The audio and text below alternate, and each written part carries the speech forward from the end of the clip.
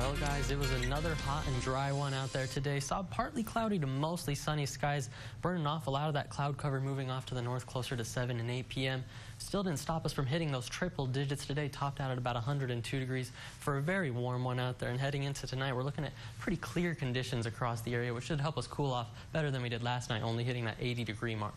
Current temperatures here at the 10 p.m. hour still holding on to a lot of 90s and some 80s down south. 98 in Robert Lee's going to be that hot spot. 89 for Junction, 88 in Menard, as well as Brady over there.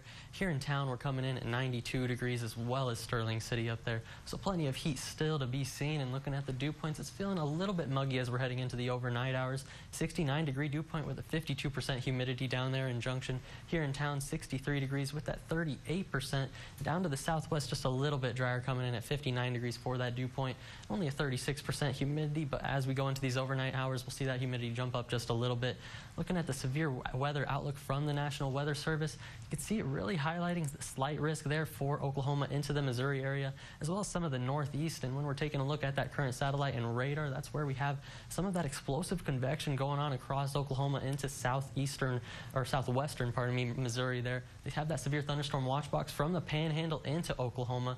Luckily, it looks like some of those storms up in the Panhandle are starting to fizzle out right now. And we've got a very active tropical basin for the month of June. We're looking out there right now. Another area in the southwestern Gulf of Mexico in the Bay of Campeche. They're watching about a 50% chance of development for that as that broad low pressure moves from Mexico and the Yucatan Peninsula over to that open water. So that's something we're going to be watching over the next couple of days, but most of that moisture definitely looks to remain south of our region. And we do have the first named hurricane of the season. Looking at this good swirl here down there, that's Hurricane Beryl, coming in at a Category 1 hurricane right now.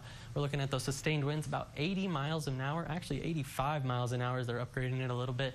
And as we go into the next couple of days, they're expecting that to rapidly intensify, becoming a major hurricane as it approaches the Windward Islands. As it moves past that, it's expected to start deteriorating a little bit down to Category 2 as it's going past Jamaica there, and as it approaches the Yucatan Peninsula, expecting maybe more of a Category 1, but take in mind that is by Thursday at 6 p.m. So we're going to be watching this pretty much over the entire next week, and we'll see how the forecast changes as well as that direction as it moves closer into our area. Looking across the state right now, sitting pretty quiet for the most part. That shower activity over in East Texas really starting to fizzle out, as well as a lot of that activity we saw up in the Panhandle earlier today. Here in town, sitting with the rest of the state, sitting pretty dry right now. And as we look at the futurecast, we've got a few more days of those hot and dry conditions. You can see them starting from Monday here. We're seeing most of that rain really miss us here in the Concho Valley until we start to get to that Friday time frame. You see this weak frontal system really starting to set up Friday night into Saturday. Could become a stalled boundary near our area by that Saturday time frame. That could really stir up some good cloud cover as well as rain for the region, bringing some relief from the triple digits, as well as breaking that dry spell we've been seeing across the area. First, we got to get through these warm and dry conditions. 76 degrees is what I'm expecting us to get down to tonight. Most of us in those upper to mid 70s.